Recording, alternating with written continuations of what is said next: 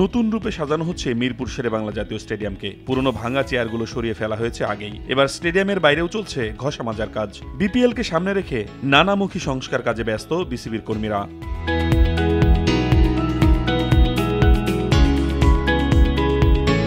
এদিকে ক্রিকেটাররাও নিজেদের বিপিএল এর জন্য প্রস্তুত করছেন। বিপিএল এ নানা নতুনত্বে ক্রিকেটাররাও চাইছেন সামিল হতে, চাইছেন নিজের পারফরমেন্স দিয়ে নিজেকে নতুন উচ্চতায় নিতে।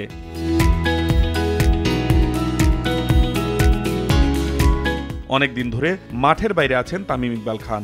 ভক্ত অনুরাগীরা অধীর আগ্রহে অপেক্ষায় আছেন প্রিয় তারকা কবে আবার মাঠে ফিরবেন। নানা কারণে তার ফেরা বিলম্বিত হলেও এবার নিশ্চিতভাবেই তামিম মাঠে ফিরছেন। বিপিএলকে সামনে রেখে সপ্তাহখানেক আগে নিজের ফিটনেসের প্রমাণ দিয়েছেন ভালোভাবেই। ব্যাটিংয়ে নিজেকে ফিরে পেতে মিরপুরে নিয়মিত কঠোর অনুশীলনও করছেন।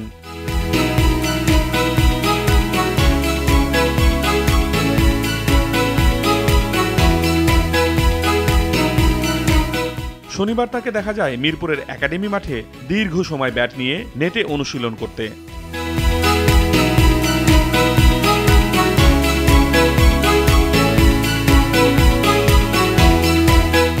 খেলতে হবে যেহেতু টি-20, তাই শট খেলছিলেন হাত খুলে। তবে খুব যে সাবলীল ছিলেন তা নয়, মাঝে মাঝেই বিট হচ্ছিলেন।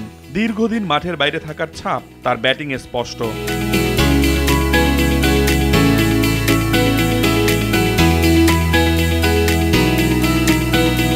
তামিম তার দুর্বলতাগুলো দ্রুতই সামলিয়ে নিয়ে ফিরবেন পুরনো রূপে। ওপেনিংয়ে দায়িত্ব নিয়ে খেলে 4-6 মাঠ মাতাবেন সে আশায় ভক্তরা। তামিমও সেটি পূরণেই এগিয়ে চলছেন দৃঢ়ভাবে।